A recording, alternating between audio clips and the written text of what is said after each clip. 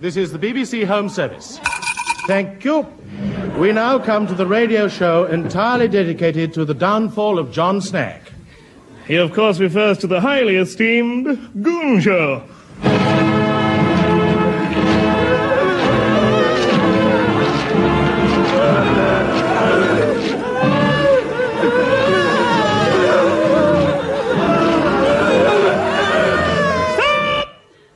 Time for laughs later. But now to business. Mr. Greenslade, come over here.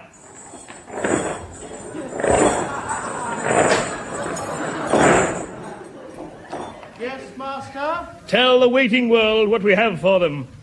My lords, ladies, and other national assistance holders, tonight the League of Burmese Trombonists present a bestseller play entitled The Terror of Bexhill on Sea, or The dreaded batter pudding hurler.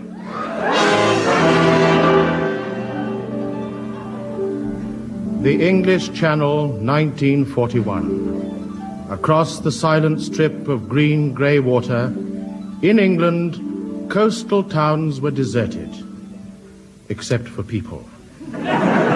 Despite the threat of invasion and the stringent blackout rules, elderly gentlefolk of Bexhill on Sea still took their evening constitutions.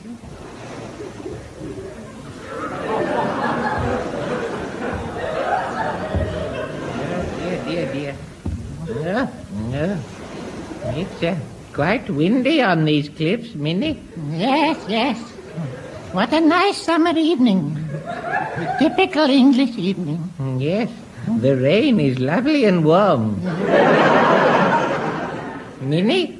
Yes? I think I'll take one of my sou'westers off. You devil, you. Here, Minnie, hold my elephant gun. Oh, dear. I don't know what you brought it for. You can't shoot elephants in England, you know. Why not? They're out of season. Oh.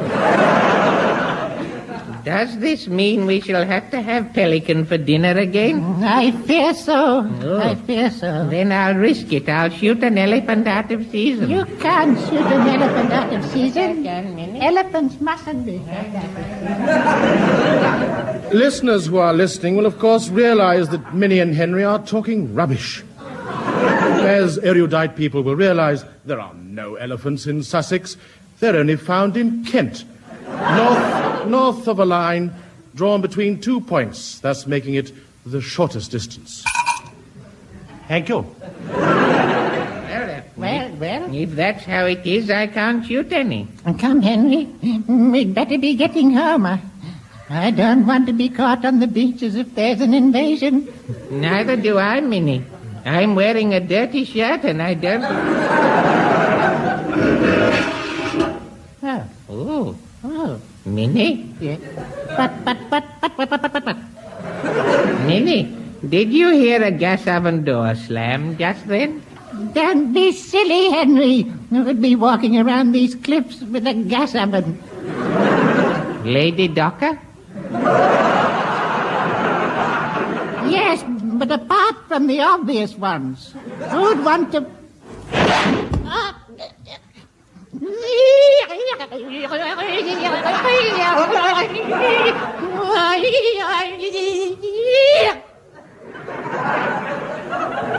No, I've never heard of him. Help, Henry! I've been struck down from behind, buddy. Help! Oh, dear. Poor Minnie. Help! Police! English police! Law guardians! Not too loud, Henry. They'll hear you. Police of the law! Can I help you, son? Are you a policeman? No, I'm a constable. Oh. What is the difference? And they're spelt differently. Help me, differently spelled constable. Oh, what's happened to this dear old silver-bearded lady?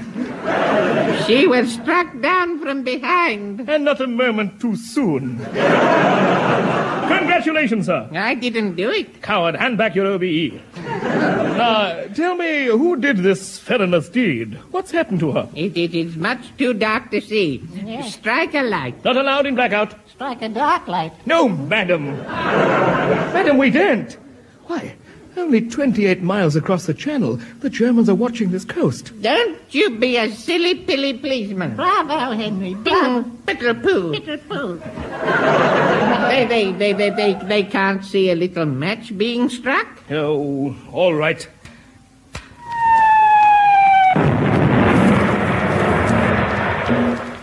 Any questions? Yes. Where are my legs? Now are you aware of the danger from German long-range guns? I have it. I've got it. I've got the answer. Just by chance, I happen to have on me a box of German matches. Wonderful! Strike one. They won't dare fire at their own matches. Of course not. Now. Yes! The British! The British! The British! We tried using a candle, but it wasn't very bright, and we daren't light it. So we waited for dawn. And there, in the light of the morning sun, we saw what had struck Miss Bannister. It was a batter pudding. It's still warm, Minnie. Oh, thank heaven. I hate cold batter pudding. Come, dear little Minnie. I'll take you home with me, Minnie. I'll give you a hot bath, rub you down with the anti-vapor rub, put a plaster on your back, give your little feet a mustard bath, and then put you to bed. Do you know this woman? Devilish man! Naughty man. Naughty, horrible, naughty man. Of course I do. This is Minnie Bannister, the world-famous poker player. Give her a good poker and she'll play any tune you like her. Well, get her off this cliff. It's dangerous. Meantime, I must report this to the inspector. I'll call on you later. Goodbye. As I swam ashore, I dried myself to save time. That night, I lay awake in my air-conditioned dustbin thinking. Now, who on earth would want to strike another with a batter pudding? Obviously, it wouldn't happen again. So I fell asleep. Nothing much happened that night, except that I was struck with a batter pudding. It's all rather confusing, really.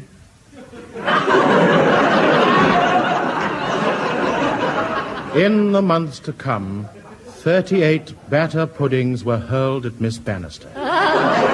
A madman was at large. Scotland Yard was called in.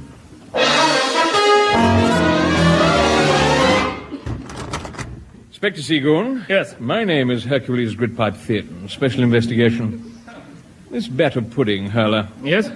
He's made a fool of the police. I disagree. We were fools long before he came along. You silly, twisted boy. Nevertheless, he's got to be stopped. Now, Seagoon. Yes. Please, don't do that.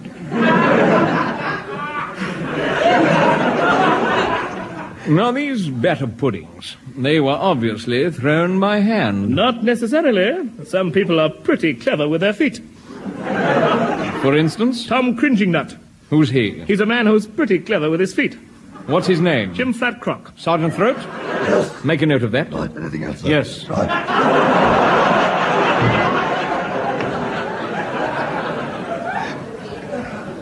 Now, Seagoon, these batter puddings, were they all identical? All except the last one.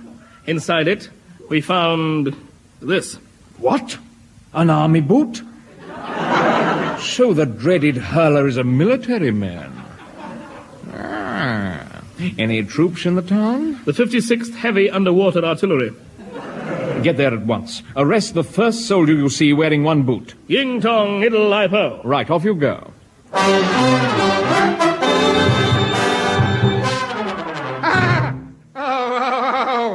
Oh! How dare you come here to my HQ with such a I ridiculous... tell you, Major Bloodnock, I must ask you to parade your men. Why? I'm looking for a criminal. You find your own. It took me years to get this lot. Oh.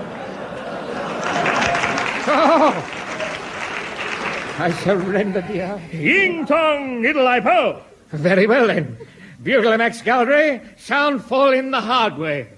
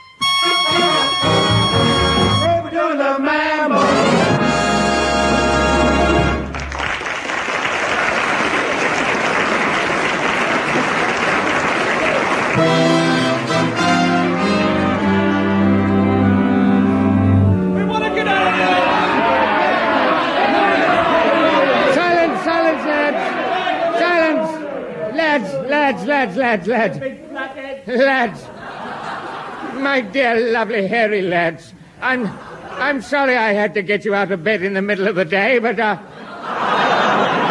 see you get extra pay for this, I promise you. Oh, no.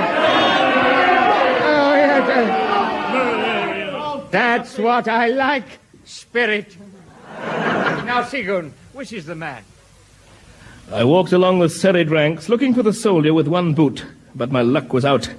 The entire regiment were barefooted, all save the officers who wore reinforced concrete socks. I say, Segun, it's getting dark. You can't see in this light. I'll strike a match.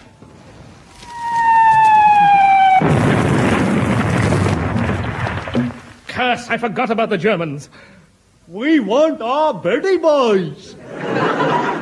Who are you? Me? I'm Lance Private Eccles, but most people call me by my nickname. What's that? Mick. That's a joke. I made a joke about the Mick. I inspected the man closely. He was the nearest thing I'd seen to a human being without actually being one. I say, Segun, surely you don't suspect this man? Why, we were together in the same company during that terrible disaster. What company was that? Desert Song, 1933. Were you both in the doily cart? Right in the doily cart. I don't wish to know that. AC. But wait! At last, by the light of a passing glue factory, I saw that Eccles was only wearing one boot. Oh, well, I only got one boot. I know, but why are you wearing it on your head? Why? Why? It fits, that's why. What a silly question to ask. Let me see that boot. Size 19.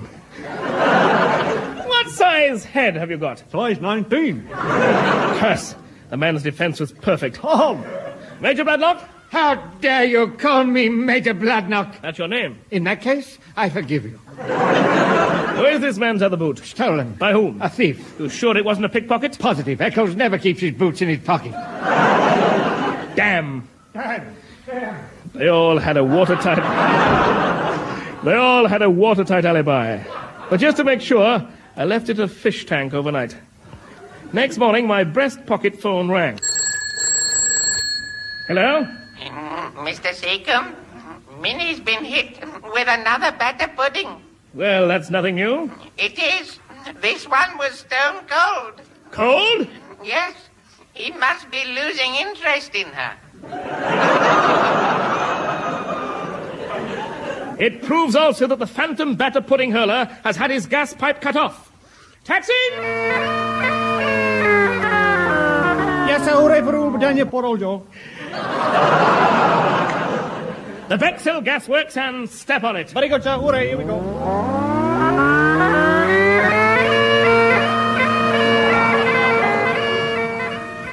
Listeners may be puzzled by a taxi sounding like bagpipes. The truth is, it is all part of the BBC New Economy campaign. They have discovered that it is cheaper to travel by bagpipes. And not only are they more musical, but they come in a wide variety of colours. See your local bagpipe officer and ask for particulars. You won't be disappointed. It's all rather confusing, really. Meantime, Neddy Seagoon had arrived at the Bexhill Gas and Coke Works. Blimey. Anyone about? Yes, but anyone want to talk to me? Good. Yeah. I'd like a list of people who haven't paid their gas bills. You don't have what moment. Thank you. Now, here's a good list. I'll try this number. I think we've got him this time. Hello? 10 Downing Street here. I'm terribly sorry. No, it couldn't be him. Who would he want to throw a batter pudding at? Hello, police here? This is Mr. Attlee. Someone's just thrown a batter pudding at me.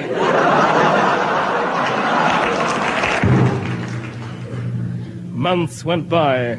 I couldn't stop them. Still no sign of the dreaded hurler. Finally, I walked the streets of Bexhill at night, disguised as a human man. Then, suddenly... nothing happened. But it happened suddenly, mark you. Disappointed, I lit my pipe.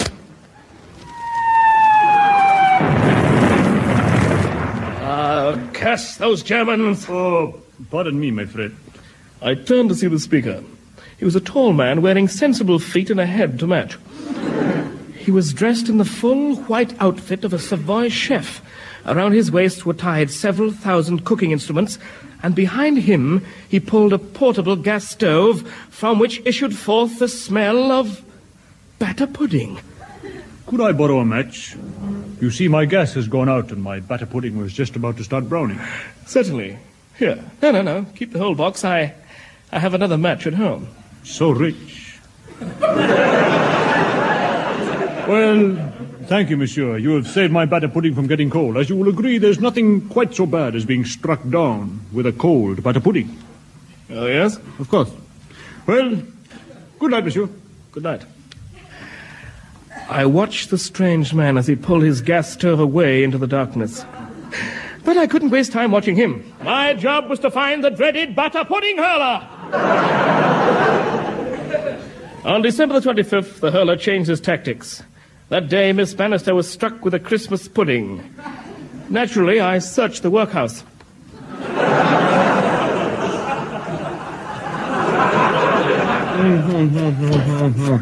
Seagoon, the hurler is abroad. What's that, sir?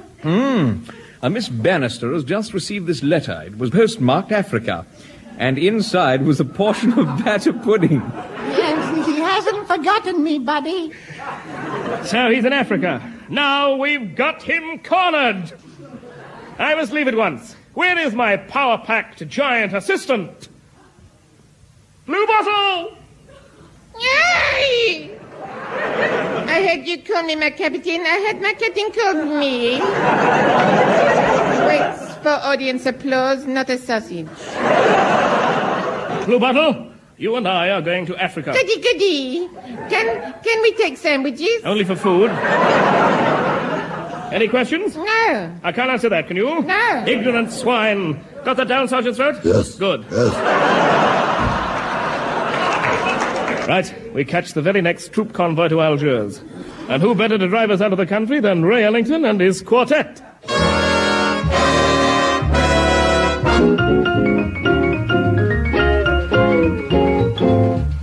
River, that old man River, he must know something but don't say nothing. He keeps on rolling along. He don't plant taters, he don't plant cotton, and them that plants them is soon forgotten. But old man River keeps on rolling along.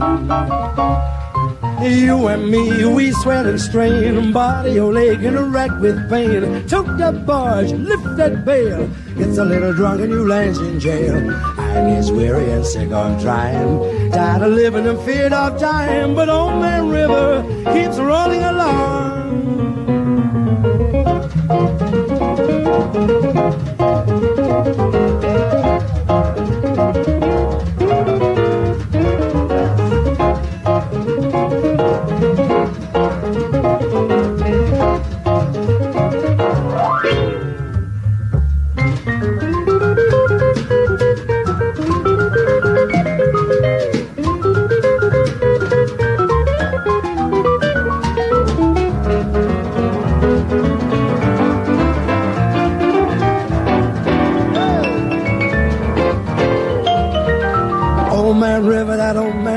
He must know something, but don't say nothing. He keeps on rolling along. He don't plant taters and he don't plant cotton, and them that plants them is soon forgotten. But old man River, he keeps rolling along. Yes, you and me, we sweat and strain, body all aching and racked with pain. Tote that barge, lift that bale, you gets a little drunk and you lands in jail. I gets weary and sick of trying, tired of living and feared of dying. But old man River keeps rolling along, rolling away, Bexhill way. That old man River, he keeps rolling along.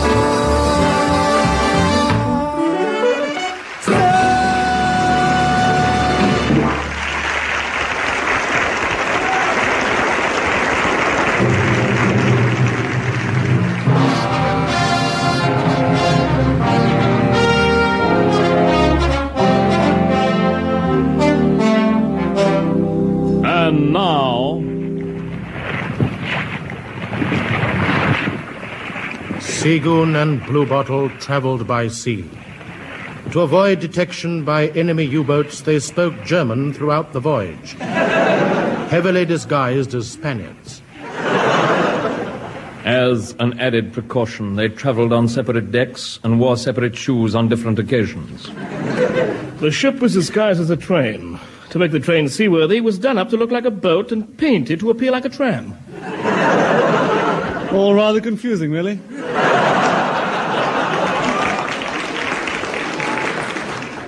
Also on board were Major Bloodlock and his regiment. When we were 10 miles from Algiers, we heard a dreaded cry. Mine ahead! Oh, dirty big mine ahead! I say, what's happening here? Why are all these naughty men carrying down on the deck, the cowards? There's a mine ahead. Mine?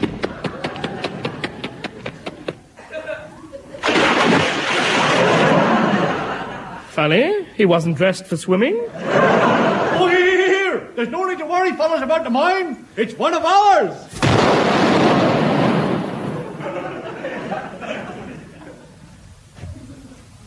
Oh.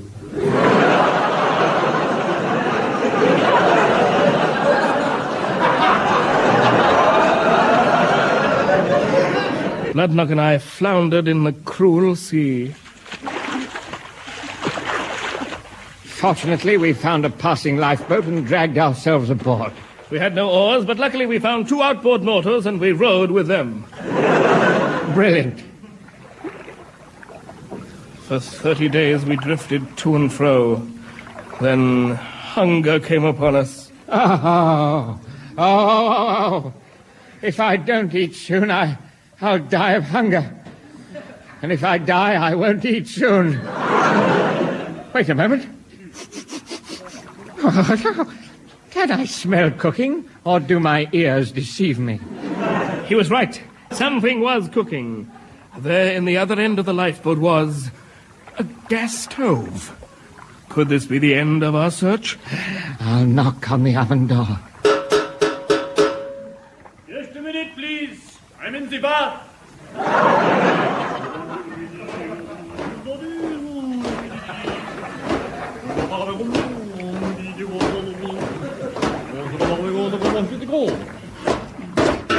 Hello. Good morning. You? Yes. Remember Bexhill? I lent you the matches. You don't want them back? Don't move. I arrest you as the dreaded batter pudding hurler. Sacre bleu. Hands up, you devil. Don't move. This finger is loaded. If you kill me, I promise you, you will never take me alive. Wait, how can we prove he's the hurler? That batter pudding in the corner of the stove is all the evidence we need. We've got him.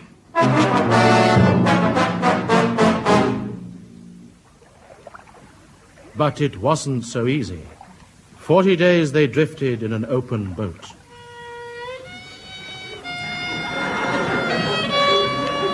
Oh, I tell you, Seagoon, let's eat the batter pudding or we'll starve. No. You hear me? No. That's the only evidence we've got. Though I must admit this hunger does give one an appetite. We must eat it or die. Never. Very well, then. I shall stop playing my violin. And that, we fear, is the end of our story, except, of course, for the end. We invite listeners to submit what they think should be the classic ending. Should Seagoon eat the batter pudding and live, or leave it and in the cause of justice die? Send your suggestions on a piece of batter pudding. Meantime, for those of you cretins who would like a happy ending, here it is.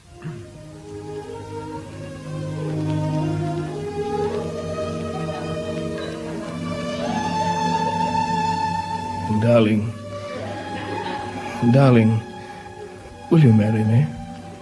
Of course I will, darling. Thank you. Good night.